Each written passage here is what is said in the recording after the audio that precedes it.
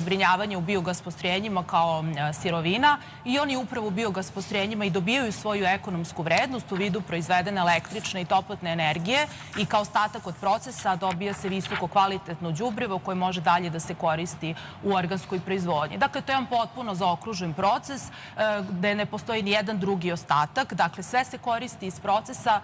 Dakle, to je jedan idealan primer cirkularne ekonomije. Pored ostataka iz poljoprivrede koristi se i sav organski otpad. Dakle, ovde podrazumevamo i otpad iz industrije hrane, klanični otpad, komunalni otpad i tako dalje. Uvek je zadovoljstvo pričati sa stručnjacima, ali koliko su zaista poljoprivredni prehrambeni ostaci štetni za životnu sredinu i da li mogu da kao takvi proizvedu gasove staklene bašte koji su, kao što već to znamo, vrlo štetni za životnu sredinu, za našu okolinu? Pa ostaci iz poljoprivredne proizvodnje su pre svega izuzetno vredan i značajan resurs. Ukoliko se sa njima postupa odgovorno, ukoliko se to ne čini, svakako su vrlo štetni za životnu sredinu. Ja moram samo da naglasim da se nijedan ostatak iz poljoprivredne proizvodnje ne smatra za otpad, pošto sve može ponovo da se upotrebi u vidu, u nekoj vrsti procesa. Dakle, sav taj ostatak iz poljoprivredne proizvodnje ukoliko se ostavlja, recimo, tu podrazumemo pre svega stajnjak, ukoliko se ostavlja nenadkriven na pisti ili u lagunama, on u atmosferu emituje gas metan, gas sa efektom staklene bašte, koji je čak 22 puta razorniji po atmosferu od CO2 i svakako pričinjava veliku štetu životnoj sredini. Takođe i žetveni ostaci koji se vrlo često spaljuju, to je, iako i pored svih apela da se to ne radi, to se i dalje dešava, iako je apsolutno neshvatljivo, pored toga što zagađuju životnu sredinu, uopšte je poznato da se ti žetveni ostaci, dakle, ukoliko se spaljuju izuzetno štete i zemljištu i naprosto negativno utiču na naredne useve. Tako da je to nešto što se i dalje radi, ti ostaci bi trebalo da se zaoravaju, a najbolja alternativa, odnosno najbolji način zbrinjavanja tih ostataka iz poljoprivrede je iskorišćenje u biogas postrojenju, da će oni dobiti svoju ekonomsku vrednost i da će naprosto biti zbrinuti na ekološki prihvatljiv način. Sad, gospođo Carović, baš kad ste to spomenuli, koliko mi u Srbiji iskorišćavamo te otpadne sirovine? Uopšte i prerađujemo u biogas? Pa, nedovoljno iskorišćavamo. Mi imamo 39 biogas postrojenja, to su velika postrojenja, megavatna postrojenja. Imamo i 79 postrojenja u privremenom statusu povlašćenih proizvođača koji su u nekoj od faze izgradnje. Dakle, u nekom narednom periodu će i biti pušteni u rad, verovatno u nekom periodu od 1 do 3 godine. Uglavnom, sva postrojenja koriste samo ove ostatke iz poljoprivredne proizvodnje. Koristi se i nešto malo klaničnog otpada i nešto malo otpada sa isteklim rokom trajanja iz supermarketa. Upravo zbog toga što taj otpad, da kažem, ti tokovi otpada bi trebalo bolje da budu kontrolisani, kao što je to recimo, na primjer, u Nemačkoj, da postoji taj gate fee tarifa, gde svi generatori otpada su u obavezi da sav generisani otpad predaju ovlašćenom operateru dalje na zbrinjavanje i da prikažu, odnosno da dokažu nadležnima da su oni taj otpad izbrinuli na ekološki prihvatljiv način. Sad, pošto kažete da nedovoljno to koristimo, da li to znači da imamo manjak postrojenja u Srbiji? Svakako bi bilo dobro da imamo više postrojenja, ali ovde je osnovni problem da je naprosto taj dostupnost otpada nije regulisana na pravi način. Ovde dolazimo do jednog drugog problema. Mi imamo svakako zakonske okvire koji propisuju da svi generatori otpada predaju taj otpad ovlašćenim operaterima, između ostalih i biogas operaterima.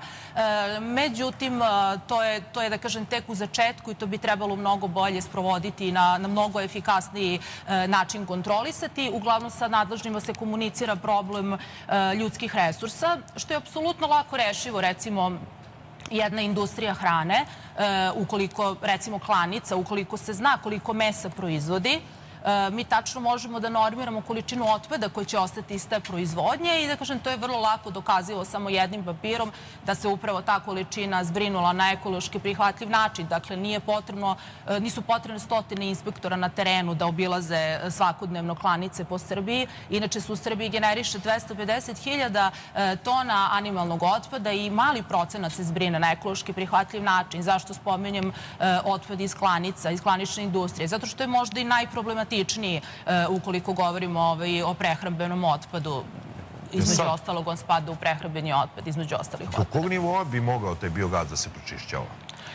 Za sada mi iz biogasa dobijemo električnu i toplotnu energiju. Sav otpad se u biogas postrojenju razlaže na potpuno kontrolisani način, dakle u digestorima, odnosno hermetički zatvorenim fermentorima. Dešava se proces anaerobne digestije gde se taj otpad razlaže bez prisustva kiseonika. Tu se generiše biogas. Ukratko ću samo opisati proces. Dakle, biogas je u stvari mešavina gasova, tu najviše ima metana, od 50 do 70%, zatim CO2 20 do 25% i nekih drugih elemenata u tragovima i taj gas se odvodi na CHP postrojenje, odnosno na kogeneraciju, gde se u tom procesu dobije električna i toplotna energija. Električna energija se predaje na mrežu i prodaje, toplotna se koriste sopstvene potrebe. Međutim, u čitavoj Evropi je izuzetno aktuelan trend prečišćavanja biogasa do nivoa metana. Dakle, on može da se prečisti u posebnom specijalnom postrojenju do nivoa metana i tada se dobije biometan. Biometan je idealna zamena za prirodni gas, zato što ima identične karakteristike kao i zemni gas. Dakle, on kao takav može da se ubrizgava u nacionalnu gasnu mrežu i da se koristi kao zemni gas. I automobili mogu da idu na metan, tako? Tako je, mogu i automobili da idu na metan, ali ono što mi pokušavamo na što mi pokušavamo da utičemo je svakako, odnosno da zagovaramo, da se radi na pravnoj regulativi koja bi u stvari, da kažemo, omogućila biogas operaterima da prečišćavaju biogas do nivoa metana, odnosno proizvode biometan i da se taj biometan, da može da se ubrizgava u nacionalnu gasnu mrežu. To je inače nešto što je izuzetno podržano u Evropi. Potencijali su ogromni. Dakle, mi smo tradicionalno poljoprivredna zemlja. Mi imamo preko 65% poljoprivredne površine u Srbiji, tako da mi imamo jako puno te sirovine. Ukoliko bismo koristili samo te ostatke iz poljoprivrede koje nam je dostupno u Srbiji, mi bismo mogli da imamo instalisano 500 megavata iz biogasa. Ukoliko bi se sad taj biogas prečistio do nivoa metana i iskoristio kao biometan, mogli bismo da podmirimo 50% potreba Srbije za prirodnim gasom. Ukoliko bismo bili na istom stepenu razvoja kao i Nemačka, to je ovo što smo spominjali, da je u Nemačkoj vrlo lepo ti tokovi otpada su definisani, dakle, tačno se zna na koji način kako se sortira otpad, kako se on dalje zbrinjava. Ukoliko bi to tako bilo i kod nas, što se nadamo da će uskoro i biti, mi bismo mogli da imamo instalisano 1 do 2000 biogas postrojenja, čim bismo naravno i podmirili potpuno potrebe Srbije za prirodni gas, što smatramo da je strateški vrlo značajno za energetiku Srbije. Pomenuli smo svakako na samom početku Francusku i koliko se ona okreće reciklaži, zbrinjavanju poljoprivrednog i prehrambenog otpada i pretvaranja u biogas koji se svakako posle dalje može prerađivati. Kakve mi rezultate sada ostvarujemo? Na koga se naš biogas sektor ugleda i da li imamo nečiju podršku pre svega iz samog sveta, iz Evrope i kakva je regulativa za biogas u Srbiji? Imamo veliku podršku, pre svega iz Nemačke. Nemačka je lider u biogasu u Evropi, svakako i Francuska je jedna od vodećih zemalja kada se govori uopšte o ekologiji, o reciklaži, jedna zemlja koja je među prvima ukinula korišćenje jednokratne plastike, vrlo se zalaže dakle za povećanje obnovljivih izvora energije u energetskom miksu, dalje za razvoja sektora biometana. Međutim, lider u biogasu je Nemačka koja ima preko 10.000 biogas postrojenja i ona je i evropski i svetski lider kada posmatramo tehnologiju koja se primenjuje u Nemačkoj, koja je izuzetno napredna. Mi smo u partnerskom sporazumu sa Nemačkom biogas asocijacijom Facherban Biogas, ovo je drugi po redu veliki partnerski projekat koji je finansiran od strane Nemačkog ministarstva za privrednu saradnju, BMZ, i to je projekat koji u stvari, da kažem, jedan bilateralni sporazum između naše dve zemlje u kojem se radi na jačanju biogas sektora, naravno sa tim krajnjim ciljem koji je naravno ekološki. Naš biogas sektor je, da kažem, za razliku možda od tog, kada posmatramo reciklažu, možda smo i čak i na začelju evropskom, ali kada posmatramo naš doprinos evropskom biogas sektoru, on je zaista dosta dobar. Naš biogas sektor je dosta mlad i za kratko vreme je stvarno učinjeno mnogo. Pitali ste me i za regulativu. Srbiju. Prošli smo kroz razne faze kada se govori o regulativi. Dakle, prvi zakonski set mera je donet 2009. godine i tada su izgrađena ta prva 3 biogas postrojenja. Međutim, pravi razvoj sektora je počeo 2016. godine kada je doneta uredba koja je propisala vrlo atraktivnu feed-in tarifu i po toj uredbi su izgrađena 36 postrojenja i svih 79 postrojenja su po toj uredbi u privrednom statusu. Samo još jednu rečenicu, izvinjavam se.